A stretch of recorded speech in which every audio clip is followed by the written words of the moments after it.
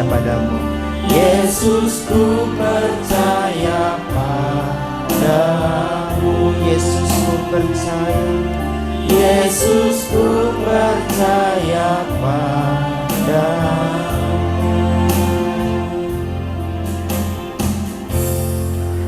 Tuhan, tiba waktunya bagi kami untuk mendengarkan suara Tuhan. Urapi hamba-Mu yang Tuhan pakai saat ini menjadi saluran kebenaran firman Tuhan. Hamba hanya manusia biasa yang penuh dengan kekurangan di sana sini, tapi tutup bungkus hamba-Mu dengan kuasa Roh-Mu yang kudus, sehingga apa yang keluar benar-benar adalah kebenaran firman Tuhan, bukan olah pikir manusia, bukan kecerdasan manusia, tapi benar-benar firman Tuhan yang mampu mengubah sikap hati kami, yang mampu mengangkat di saat kami jatuh.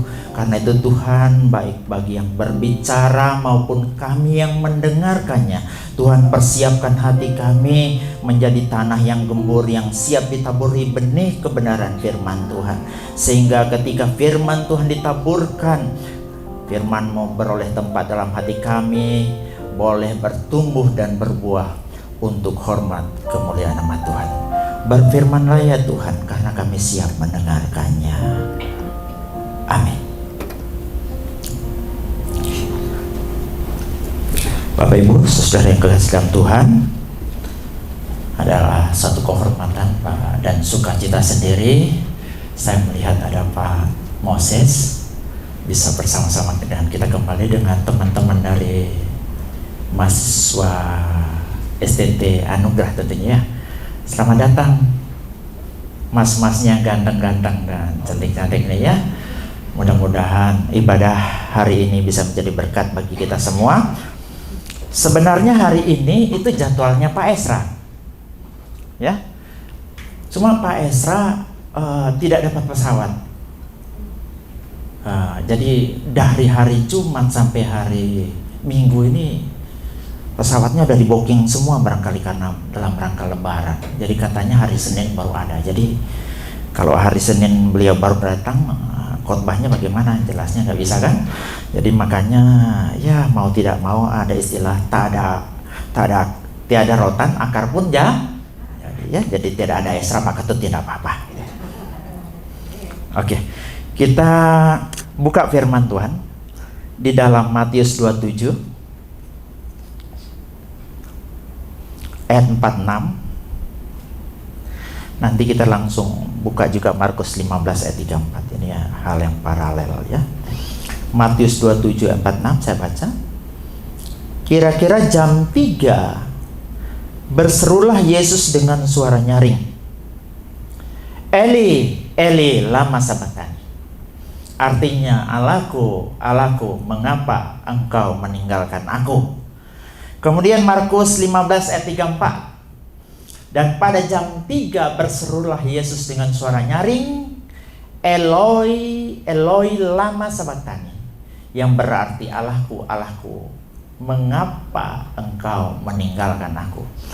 Ini seumur-umur saya jadi pendeta belum pernah khotbah ini. Karena ini kalau bahasa kerennya itu horor, susahnya minta ampun. Baru dari 2 ayat ini saja yang terdapat dalam Matius dan Markus sudah seperti ada kontradiksi. Satu bilang Eli, Eli, lama sabachthani. Yang satu Markus bilang Eloi, Eloi, lama sabachthani. Ini saja sudah menimbulkan pro kontra ya. Sering jadi bahan gorengan para polemikus muslim atau orang-orang liberal. Sering sekali dianggap ini hal yang berkontradiksi sehingga Alkitab itu pada dasarnya nggak bisa diandalkan. Padahal gampang sekali untuk mengerti ini. Eli, Eli, lama sabachthani itu campuran bahasa Ibrani dengan bahasa Aram. Eli, Eli itu bahasa Ibrani.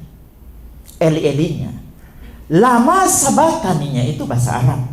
Sedangkan Markus Semuanya bahasa Arab. Eloi, Eloi, lama sabachthani. Jadi tidak ada hal yang berkontradiksi sebenarnya dalam hal itu.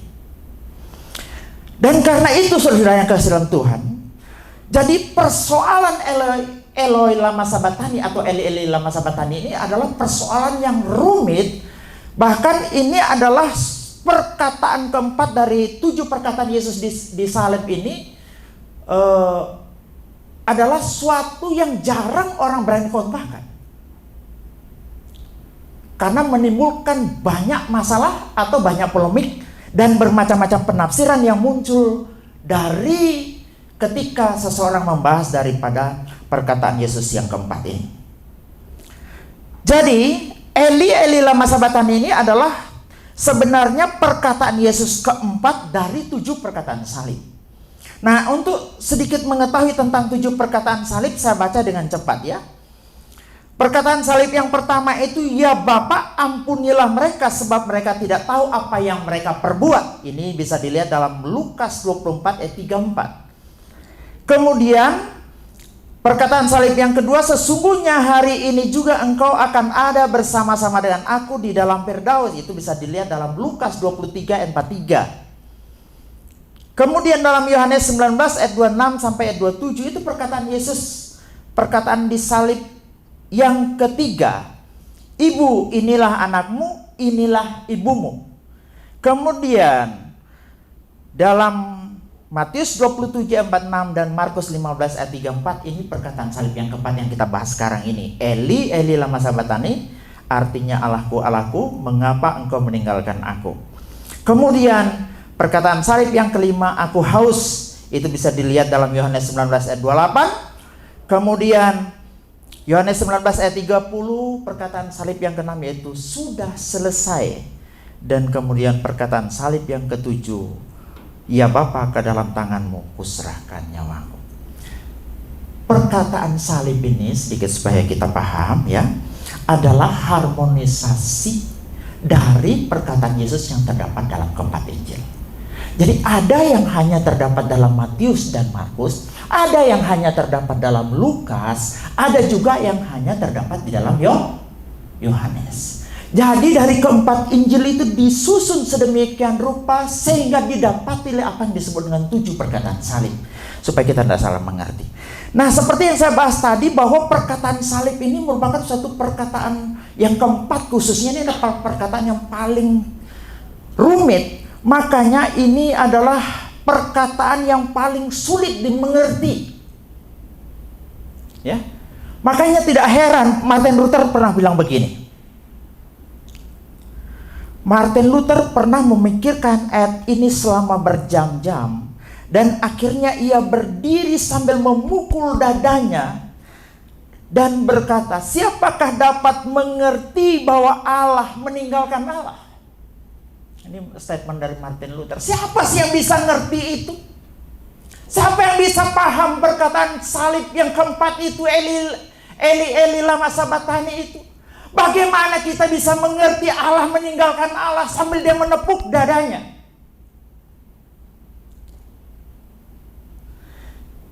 Pasti pentong yang tidak kalah tenarnya. Beliau adalah seorang pengkhotbah besar di Indonesia. Siapa tidak kenal beliau? Saya masih sekolah teologi, beliau sudah KKR keliling kemana-mana. Saya masih muda, sampai sekarang sudah tua. Siapa yang tidak kenal beliau? Dia bilang begini, bahwa manusia tidak akan mengerti 100% kalimat keempat ini, kecuali orang itu mempunyai pengalaman berada di neraka. Tetapi yang melanjutkan bahwa orang yang masuk neraka tidak akan mengerti kalimat ini, karena orang yang masuk neraka adalah orang-orang berdosa, sedangkan Yesus tidak berdosa. Coba bayangkan, Pak Stephen Tong sendiri bilang tidak akan bisa mengerti ini kecuali dia pernah masuk neraka. Sedangkan orang yang masuk neraka pun tidak akan bisa mengerti ini karena mereka berdosa, sementara Yesus tidak berdosa. Jadi wajar kalau memang banyak orang menghindari topik atau tema tentang Eli Eli lama sabachthani. Kalau bisa pengkhotbah akan muter cari jalan lain, jangan singgung itu.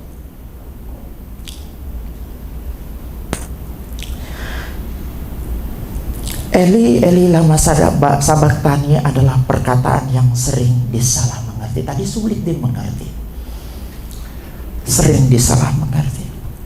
Ketika peristiwa Yesus disalib, di sekitar salib itu ada orang-orang yang mengitari salib itu. Bisa jadi itu adalah orang-orang Yahudi, bisa jadi itu juga serdadu-serdadu atau prajurit-prajurit Romawi.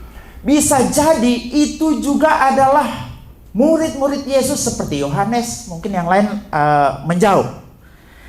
Dan kemudian ketika Yesus berkata, Eli, Eli lama sabachthani, kata-kata Yesus itu disalah mengerti oleh banyak orang yang ada di situ pada zaman itu. Sampai mereka berkata, oh dia lagi manggil Elia. Kita lihat, dia lagi manggil Elia. Sampai ada yang buru-buru karena artikulasi yang diucapkan Yesus mungkin tidak jelas. Dia ambilnya anggur asam, dicoba diberikan minum Yesus, supaya artikulasi yang diucapkan Yesus itu begitu jelas. Disalahnya mengertinya ini pertama karena dia salah dengar. Ketika Yesus mengucapkan Eli, Eli lama sabachthani, dia dalam posisi sedang disalib. Dia menarik napasnya, Eli. Kemudian ada penafsir yang bilang, karena dia berusaha menarik napasnya, ada kata dia bilang, Eli, Eli, Sehingga ada penafsir yang mengatakan, karena situasinya semacam itu, ada desaan napas yah di belakangnya atau di belakangnya. Orang yang di sekitarnya itu salah mengerti dan salah mendengar, menganggap bahwa Yesus itu sedang memanggil Elia. Karena bahasa Ibraninya Elia itu Elia.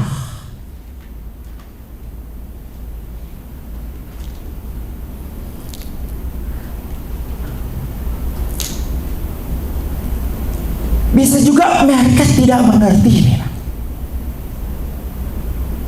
Karena bisa jadi ini diwakilkan oleh orang-orang Romawi atau serdadu Romawi, tentara-tentara Romawi yang notabene adalah orang Romawi.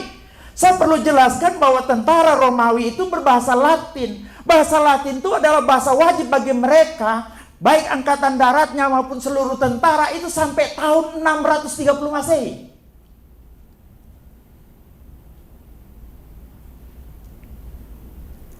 Jadi ketika mereka tentara ini yang notabene setiap hari berbahasa Latin mendengarkan kata Eli, Eli lama sabachthani, wajar jika mereka tidak mengerti tentang apa yang Yesus ucapkan.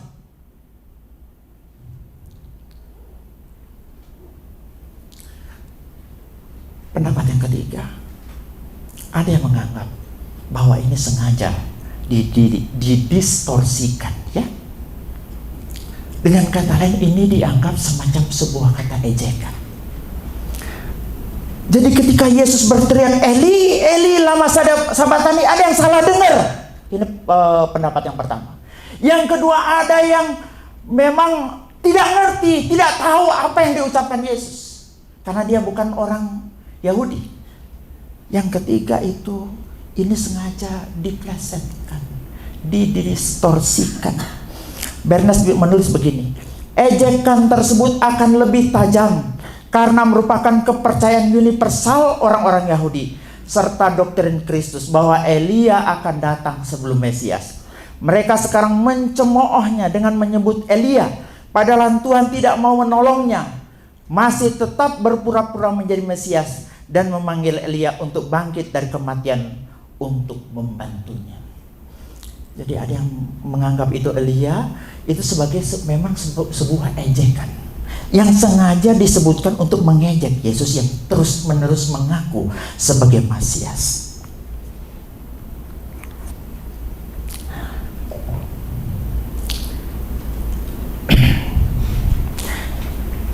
Tadi Eli, Eli lama sabachthani disalah mengerti orang yang ada pada zaman itu, yang ada di sekitar salib. Karena salah dengar, karena memang tidak mengerti, dan sengaja memang didistorsikan. Eli lama sabatani ini juga itu kadang sering disalah mengerti oleh polemikus Muslim dan kalangan liberal. Karena dengan begitu mereka menganggap bahwa Eli sabatani adalah bukti bahwa Yesus itu bukan Allah. Mereka mau membuktikan bahwa Yesus itu gak berani mati, ogah mati dengan pernyataan Yesus di salib.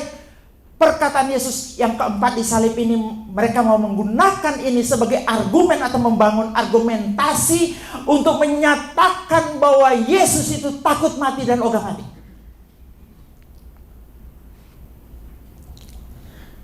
Kalau Bapak Ibu pernah lihat judul novel The Last Temptation of Christ karangan Nikos Kazantzakis, ya, di sana akan lihat bagaimana mereka menggambarkan Yesus yang menggunakan pernyataan atau perkataan salib yang keempat ini. Di sana dibangunlah sebuah novel. Kemudian di situ diceritakan bagaimana Yesus itu ketakutan waktu disalib dan turun dari salib. Kemudian Yesus menikah dengan Maria Magdalena dan hidup tenang dan damai, bahkan beranak cucu. Bahkan ya, kuburan Yesus mereka reka-reka.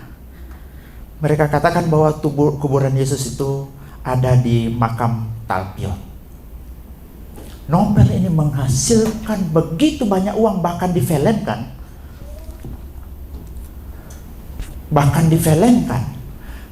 Ya, dari pernyataan Eli lama sabatani.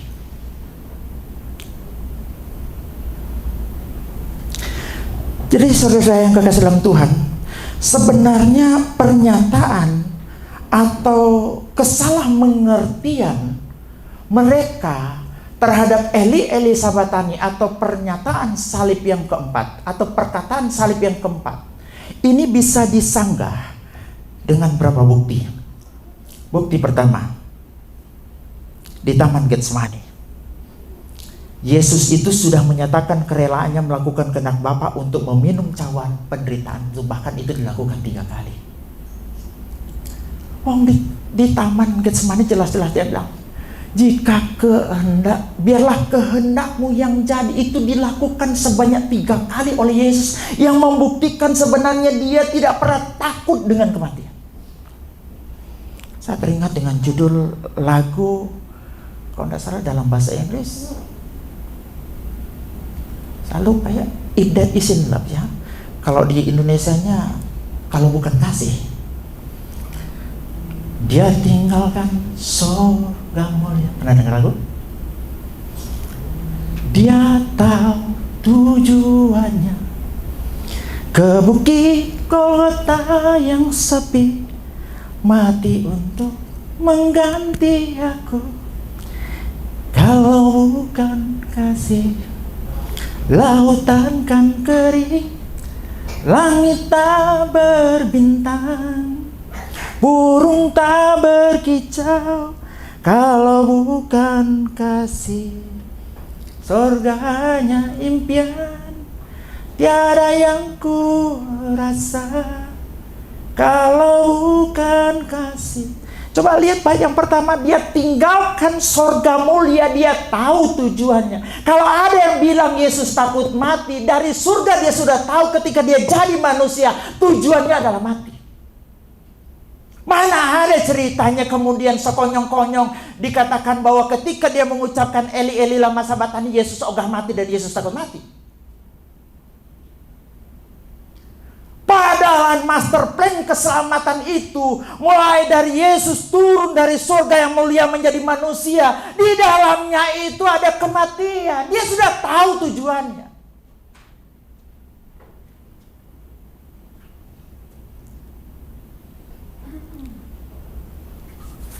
Bukti kedua, Matius 27 ayat 34, ini dasarnya. Lalu mereka memberi dia minum anggur bercampur empedu. Setelah ia mengecapnya, ia tidak mau meminumnya. Markus 15 ayat 23, lalu mereka memberi anggur bercampur mur. kepadanya, tetapi ia menolaknya.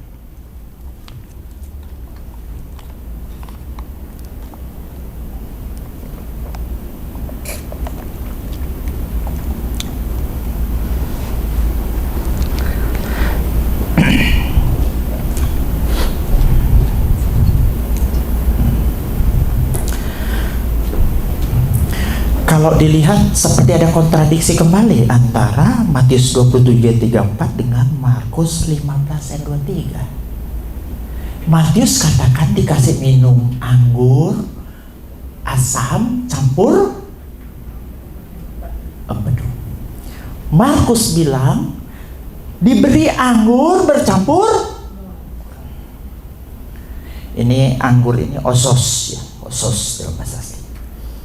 Dicampur empedu. Yesus itu diberi minum itu 2 kali. Sebelum disalib 1 kali. Ketika pas di atas salib 1 kali. Yang sebelum disalib inilah versi Matius itu ada campuran empedu. Menurut Markus dicampur dengan mur. Ya. Ada yang kontradiksi tidak? Saya mau tanya, yang disebut sinom itu apa?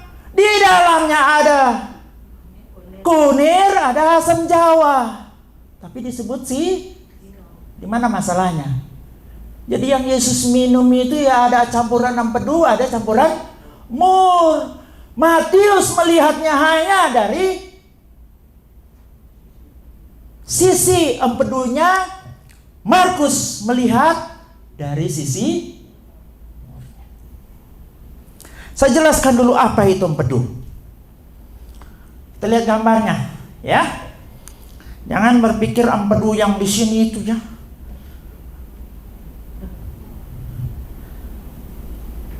Empedu ini bahasa Ibrani-nya rosi, Yunani-nya kole. Ini pohonnya, umbinya itu kayak wortel. Ini kalau bahasa Latinnya ini disebut Conium maculatum, yang sering disebut poison hemlock. Hemlock ini sering pernah dengar tidak? Ini adalah pohon yang sangat beracun. Ya, hemlock ini pohon yang sangat beracun. Saya mau cerita dulu sebelumnya. Ada seorang filsuf terkenal bernama siapa? Socrates. Socrates ini lahir pada tahun 470 dan kemudian mati tahun 399 sebelum Masehi. Jadi sebelum zaman Yesus. Ini gurunya Plato. Dia ini aslinya tentara. Tapi nggak senang jadi tentara. Lebih senang jadi filsuf. Kesana kemari kerjanya cuma ngajari anak-anak muda dan mengkritik cara-cara berpikir orang Athena zaman itu. Suatu saat karena kegemarannya itu, ini menjadi petaka buat Socrates. Karena dia dianggap merusak, menyesatkan cara berpikir kaum muda di Athena. Yang pada akhirnya dia disidang dan dijatuhi hukuman mati.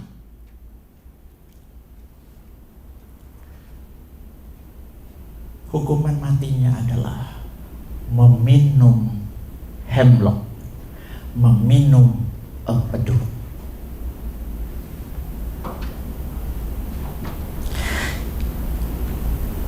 Plato mencatat begini.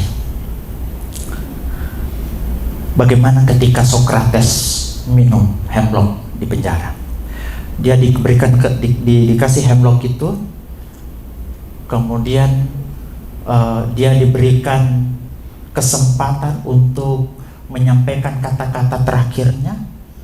Anehnya yang dia buat oleh Socrates, dia pergi mandi karena tidak mau merepotkan orang untuk memandikan jenazahnya. Sesudah mandi dia titip pesan, tolong utang-utang saya yang belum dibayar, bayarkan. Kemudian dia dengan gagah berani minum hemlock itu. Kemudian apa yang dikatakan oleh Plato? Socrates meminum racun hemlock dengan riang.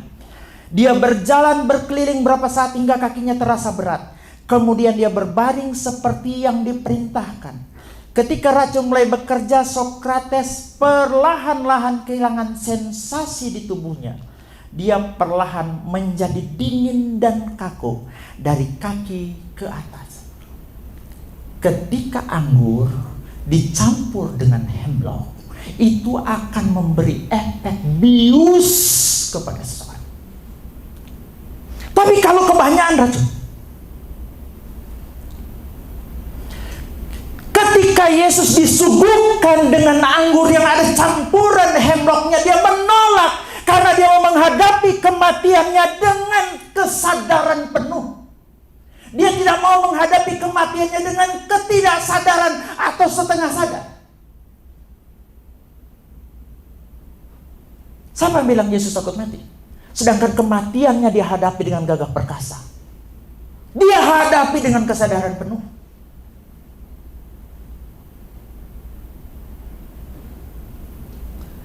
Sebelumnya, mur itu apa? Ini gambarnya, ya. Mur itu sebenarnya resin atau getah, diambil dari pohon ini, ya. Ini nama latinnya Commiphora abyssinica. Nah, biasanya mur ini digunakan untuk parfum, kemenyan, bahkan obat. Bahkan dicampurkan dengan makanan, termasuk dicampur dengan minuman. Untuk memberikan aromaterapi, untuk memberikan efek mabuk kepada minuman yang dicampurkan. Kalau tadi memberi efek penghilang nyeri, penghilang rasa sakit, bius, tapi ini memabukkan. Bayangkan anggur yang diminum oleh Tuhan Yesus, yang diberikan kepada Tuhan Yesus itu adalah anggur yang dicampur dengan empedu tadi plus dengan mur. Tapi dia cicip sudah, dia tolak.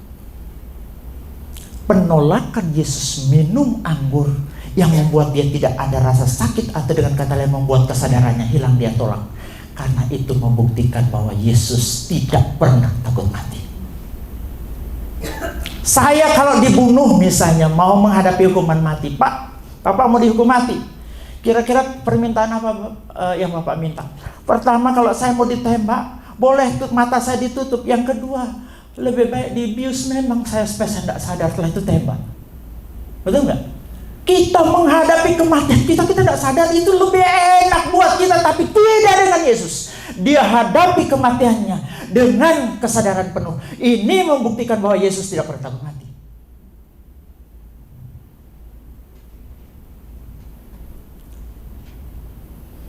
Bukti ketiga.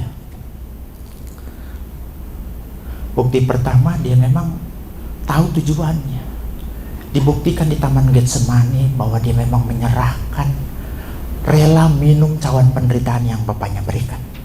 Bukti kedua tadi, dia menolak minum anggur yang telah dicampur dengan empedu plus dengan mur. Itu menandakan bahwa dia menghadapi kematiannya dengan kesadaran penuh.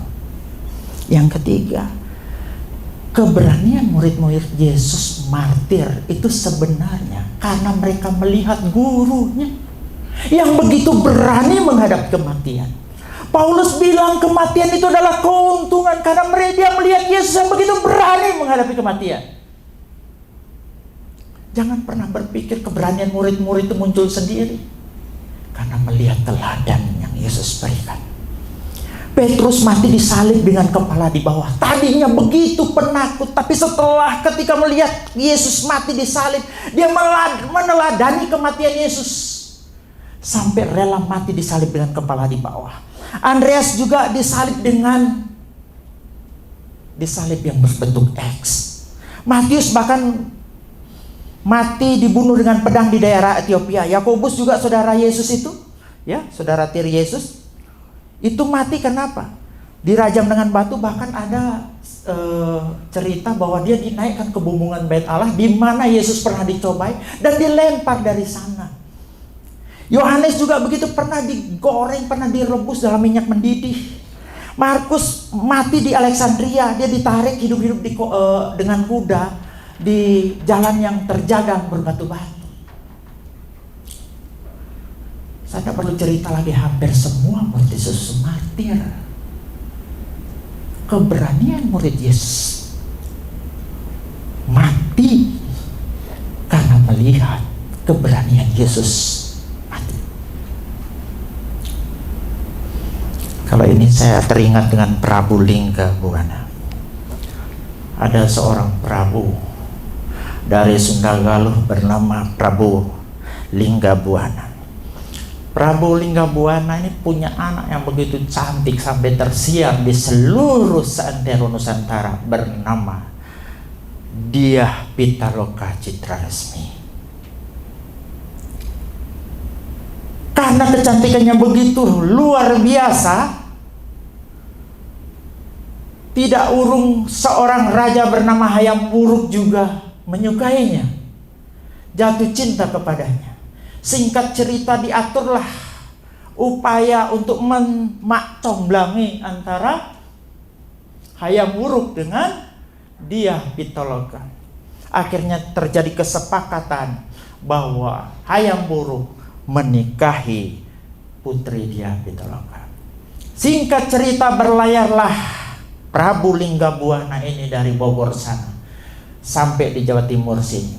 Terus mereka ke Majapahit sana di daerah Trowulan. Di sana bikin pesanggrahan untuk mengatur acara pernikahan yang begitu besar dan luar biasa, karena pernikahan tingkat nasional, di mana seorang raja kawin dengan putri raja Sunda Galuh atau Pajajaran zaman itu.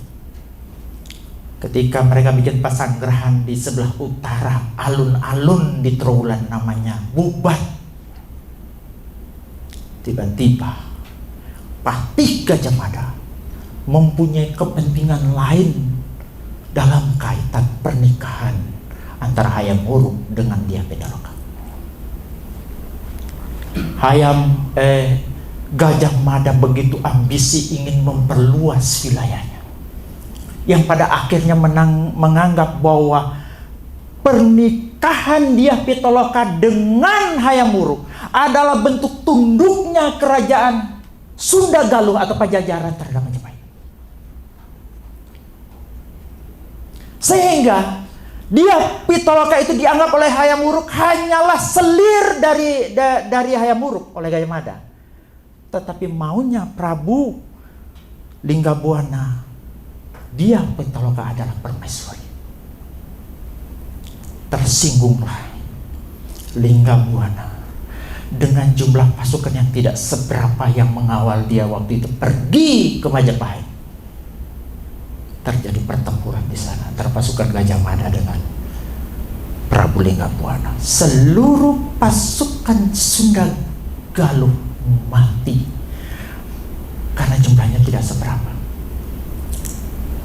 Keberanian Linggabuana waktu itu diikuti oleh seluruh pasukan dan pengikutnya. Semuanya berani berperang, padahal kalau hitung-hitungan jumlah jelas mereka kalah. Keberanian daripada Linggabuana ini mendorong anak buahnya ikut menjadi berani. Karena begitu cintanya terhadap Prabu Linggabuana, masyarakat menjulukinya sebagai Prabu Wangi. Sehingga setiap pengganti dari Prabu Wangi ini namanya Prabu Siliwangi. Dari kata silih wangi, penerus Prabu Wangi. Apa yang saya mau sampaikan? Keberanian pemimpin itu adalah teladan keberanian anak buah. Keberanian murid-murid Yesus martir itu karena memang Yesus berani dalam menghadapi kematian. Siapa yang bilang Yesus takut dengan kematian? Amin. Yang keempat,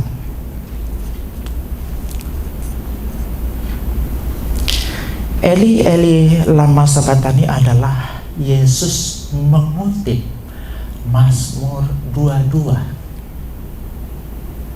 Saya ulang, Yesus sedang mengutip Mazmur 22.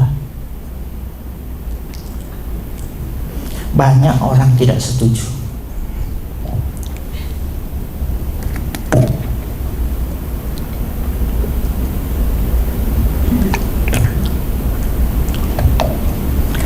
Banyak teolog, banyak juga penafsir tidak percaya bahwa ketika Yesus berkata Eli, Eli lama sabaktani, sebenarnya Yesus sedang mengutip Mazmur 22. Alasan mereka apa? Alasannya dia bilang, Mazmur 22 itu Eli, Eli lama sabachthani. Sedangkan dalam perkataan Yesus di salib, Eli, Eli lama sabachthani. Di mana bedanya? Perlu kita mengerti, Mazmur 22 itu adalah bahasa Ibrani, menggunakan kata azab di situ. Makanya jangan heran kata azab itu sering digunakan di sinetron Indosiar, karena memang bahasa Arab, bahasa Ibrani, bahasa Aram itu satu rumpun. Pernah ya nonton film Asap Indosiar? Nah, asap itu Eli, Eli lama sabachthani. Kalau memang Yesus mengutip Mazmur 22, seharusnya kan Eli, Eli lama sabachthani, bukan Eli, Eli lama sabachthani. Ini alasan mereka. Padahal harus dimengerti bahwa ketika Yesus mengatakan Eli, Eli lama sabachthani, dia menggunakan bahasa yang dia gunakan sehari-hari. Karena waktu itu di Israel sana, bahasa sehari-hari mereka adalah bahasa Arab.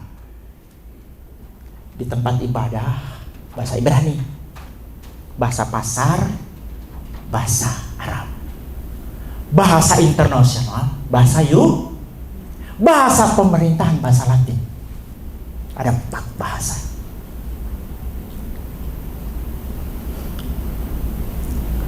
Kalau begitu Pak, apa buktinya bahwa Eli, Eli lama sabachthani adalah kutipan dari Mazmur?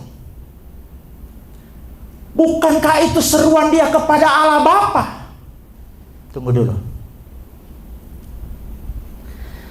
Sejak kapan Yesus dalam konteks berelasi dengan Bapa, dalam konteks berkomunikasi dengan Bapa, dia panggil Bapaknya Eli? Pernah temukan? Tak pernah. Ketika Yesus mengajar muridnya berdoa, dia menggunakan kata Bapa. Ketika Yesus berdoa kepada Bapa di surga, saat di Getsemani dia memanggil Bapa kepada Allah Bapa. Saat Yesus juga di kayu salib dia menyerahkan nyawanya, dia manggil Bapa kepada Bapaknya. Tidak pernah manggil Eli atau Allah. Betul? Ini bukti pertama bahwa Yesus sedang mengutip Mazmur 22 tapi dalam bahasa Arab. Bisa paham? Dengan begini kita akan mengerti dan mudah mengerti. Tidak ada kesulitan kita mengerti kenapa Allah meninggalkan Allah.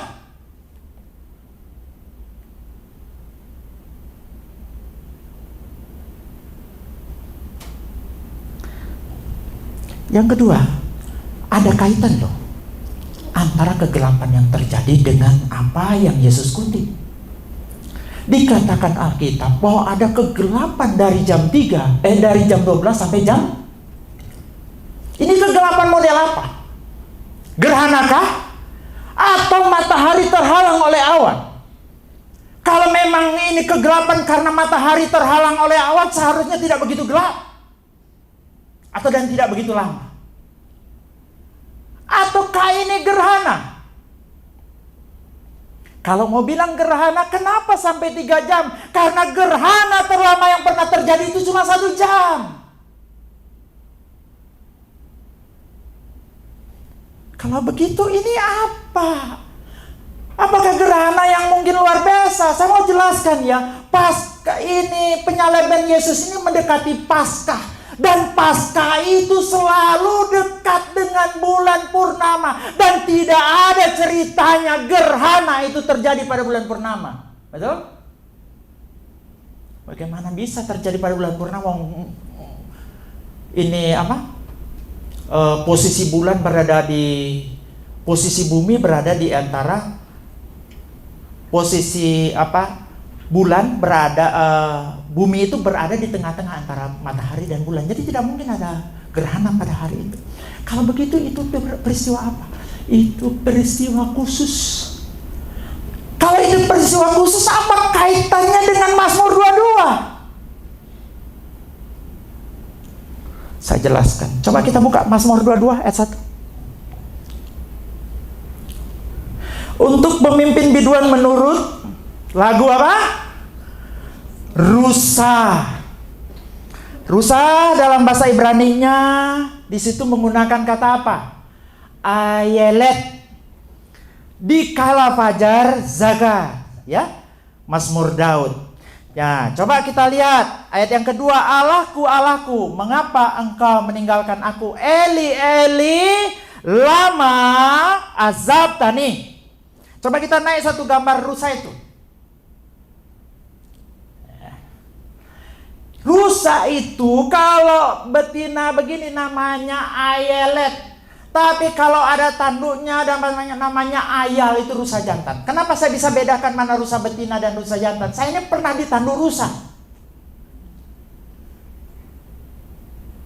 Saya kelas 4 SD, lagi metik kelapa sama bapak saya. Tiba-tiba ada orang berteriak, rusa, rusa. Saya ikut lari, saya kejar. Ternyata saya kalah cepat dengan seorang bapak bernama Pak Nandung. Dia potong kaki rusa tersebut, tapi masih bisa lari rusanya. Singkat cerita, saya kembali metik kelapa dengan bapak saya. Tiba-tiba ada gonggongan anjing dari sana dan anak kecil berteriak, anaknya rusa. Tanpa pikir panjang, saya lompat di pagar. Pada saat yang sama rupa-rupanya rusa dari sebelah sana, dia lompat di pagar. Ketemulah saya dengan rusa tersebut dan saya pingsan. Ditabrak. Untung yang nabrak saya adalah rusa betina. Kalau tidak mati. Singkat cerita, kemudian rusa itu ditangkap dan saya ke bagian pantatnya waktu itu karena dibagi-bagi ya. Wah, akibat berbenturan dengan saya mungkin tuh rusa juga pingsan. Jadi ayal itu nggak punya, ini rusa betina. Sedangkan ayal itu rusa jantan. Jadi kalau begitu, Mazmur 22 itu lagu rusa betina di kala harusnya lebih bagus diterjemahkan begitu, karena ini bukan semua rusa. Nah, saya masuk dulu ke kata sakar atau fajar. Fajar adalah periode menjelang matahari terbit, yaitu ketika cahaya Aram mulai muncul hingga sesaat sebelum matahari mulai naik dari cakrawala. Jadi yang namanya fajar itu ketika ini kegelapan, dia mendekati ujungnya, mulai ada cahaya-cahaya terang sedikit, itu namanya fajar. Mazmur 22 ini adalah nyanyian rusa betina ketika menghadapi kegelapan, mendekati terang fajar. Nah, maksudnya apa di sini? Pada waktu Yesus melihat ada terjadi suatu gelap yang luar biasa dari jam 12 sampai jam 3. Mendekati jam 3 Yesus ngomong, Eli, Eli, lama sabachthani. Karena dia sedang melihat ada kegelapan yang begitu luar biasa dan di ujungnya akan muncul fajar yang terang benderang. Dengan kata lain, saya mau katakan bahwa apa? Ayat sakar dinyanyikan pada waktu tertentu oleh terutama kalangan wanita Yahudi untuk meratapi sesuatu yang terjadi, dan dilakukan juga oleh sebagian kaum pria dengan harapan ada mujizat di saat gelap mengambil. Apa yang saya mau bawa saudara? Eli, Eli lama sabachthani. Sebenarnya Yesus tidak sedang berteriak kepada Allah Bapa. Sebenarnya dia sedang memuji lagu pujian yang berjudul Ayelet Zakar.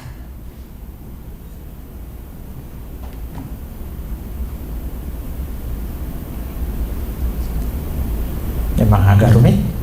Saya yakin kalau video ini di-upload akan banyak komentar di apa. Justru ini lebih aman. Cara menafsirkan begini lebih aman daripada kita masuk tanpa dasar dan background dan sejarah sama sekali, kemudian mau mengatakan Allah meninggalkan Allah. Itu cara berpikir barat.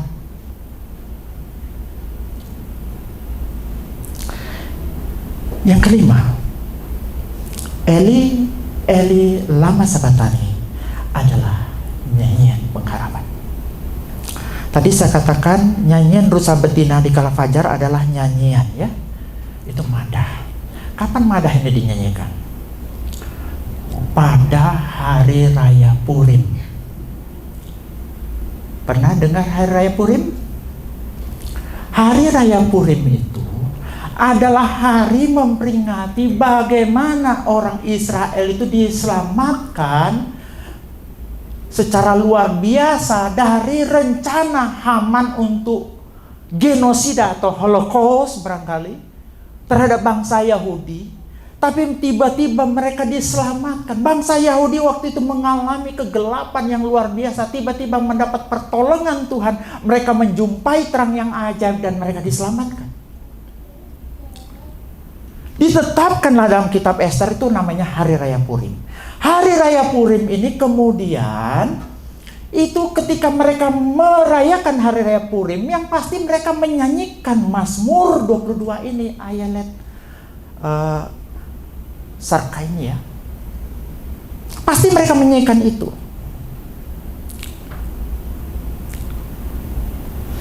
Bahkan rusa betina dalam Mazmur 22 ini sering digambarkan sebagai Ester yang berseru-seru ketika mau menghadap Raja Ahasiweros waktu itu. Dia sedang menyanyikan lagu itu ketika mau menghadap raja. Inilah tradisi ini kemudian menyanyikan lagu atau pujian Alayat Sakar ini kemudian terus-menerus dilakukan pada waktu Hari Raya Purim. Ini Bapak Ibu boleh lihat, buktikan nanti dalam Talmud Babylon. Bisa juga melihat dalam traktat Megillah Gemara, ya, kalau ingin buktinya. Dengan kata lain saya mau katakan apa? Lagu Eli lama sabachthani ini namanya lagu Ayelet Sarka. Ini dinyanyikan pada Hari Raya Purim. Ketika kegelapan datang, mereka menyanyi sungguh-sungguh dan terjadilah mujizat. Yang seharusnya mereka mati semua, tiba-tiba mereka mendapat pertolongan Tuhan. Pada saat Yesus mengucapkan Eli lama sabachthani, seperti dia mau bilang, "Hei rusa betina, hai rusa betina, hai Ayelet, ayo nyanyikan Ayelet Sarka. Nyanyikan pujian ini. Ini adalah nyanyian pengharapan akan terjadinya mujizat." Bahasa Inggrisnya rusa apa? Deer. Konon dari kata deer ini muncul kata untuk sayang apa? Deer. Itu munculnya dari kata rusa. Nanti kalau Bapak Ibu belajar di kitab Kidung Agung, kitab Amsal, di sana perempuan orang yang dikasihi oleh Salomo itu digambarkan seperti gijangan rusa. Jadi Yesus dari salib bilang, kekasih-kekasihku, ya. Ingat Eli lama sabachthani, isi lagu Ayelet Sarka. Karena di situ jadi omongan Eli lama sabachthani ini ditujukan adalah bentuk penghiburan untuk Maria dan perempuan-perempuan yang lain yang semua berada di bawah salib. Saya luar biasa kalau merenungkan ini. Ini bukan teriakan ketakutan. Ini teriakan pengharapan. Luar biasa Yesus kita.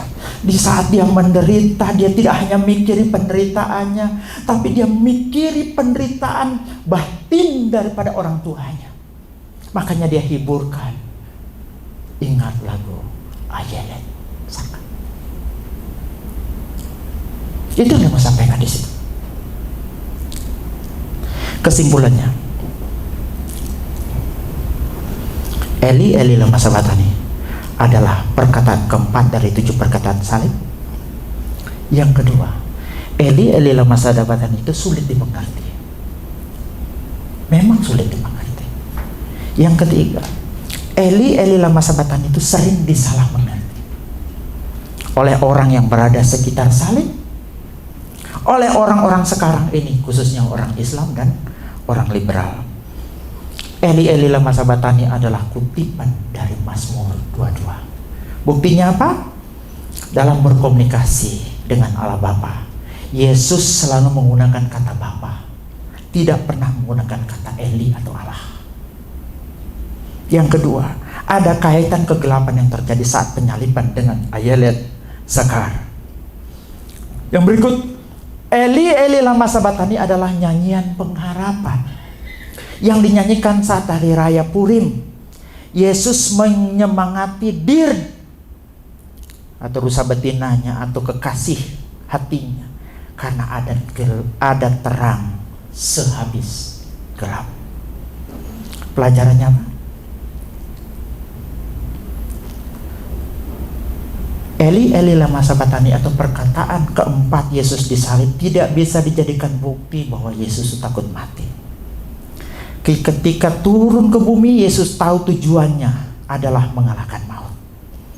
Di Taman Getsemani dia siap meminum cawan penderitaan itu bahkan sampai 3 kali. Jadi Yesus tidak pernah takut mati. Dia berani mati. Dia tidak mau meminum penghilang rasa sakit atau bius, karena dia menghadapi penderitaan dan kematiannya dengan kesadaran penuh. Keberanian murid-murid martir adalah hasil dari teladan yang Yesus berikan dalam menghadapi kematian. Muridnya saja pemberani, apalagi Yesus pasti lebih berani dalam menghadapi kematian. Pelajarannya selanjutnya, Yesus sangat peduli pada ibunya dan orang lain. Dia memikirkan kebutuhan jasmani dan perawatan ibunya. Itu dalam perkataan salib yang ketiga. Dia nunjuk kepada Yohanes, ibu, ini anakmu. Hai perempuan, ini anak. Kemudian dia menunjuk kepada Yohanes, Yohanes, ini ibu. Menurut catatan sejarah, pasca kebangkitan dan kenaikan Yesus, Maria tinggal di Yerusalem di sebuah rumah sampai dia meninggal. Bahkan kuburannya itu sekarang dianggap berada di gereja Bukit Zaitun. Di gereja Bukit Zaitun. Sebagai bentuk murid-murid menjalankan amanah yang Yesus berikan. Dia menderita, tapi dia memikirkan kebutuhan jasmani ibunya. Ini mengajarkan kita untuk peduli pada orang tua. Saya sering bilang, jangan pernah mengatakan engkau mengasihi Allah, sedangkan mengasihi orang tua engkau tak bisa. Jangan mengatakan kita mengasihi Allah yang tidak kelihatan, sedangkan mengasihi orang tua tidak ada. Sering kita berpikir, nanti kalau saya kaya, saya mampu, baru saya merawat orang tua. Yesus dalam kondisi menderita, dia merawat orang tuanya.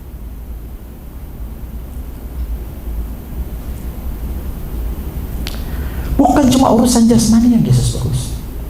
Selain itu ya, sebelumnya ada juga tradisi yang mengatakan Maria itu dibawa oleh Yohanes ke Efesus, karena Yohanes itu melayani di Efesus.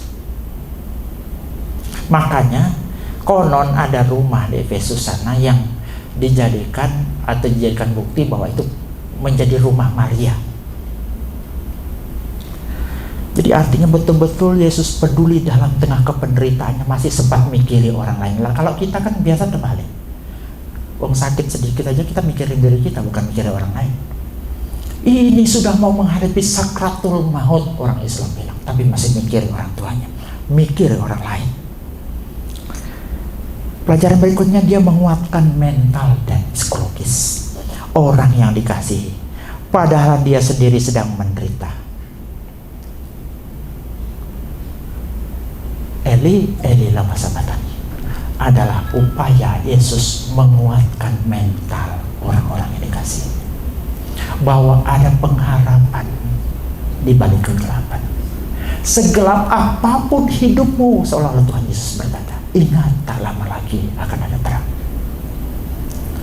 Eli, Eli lama sabachthani adalah nyanyian pengharapan buat kita.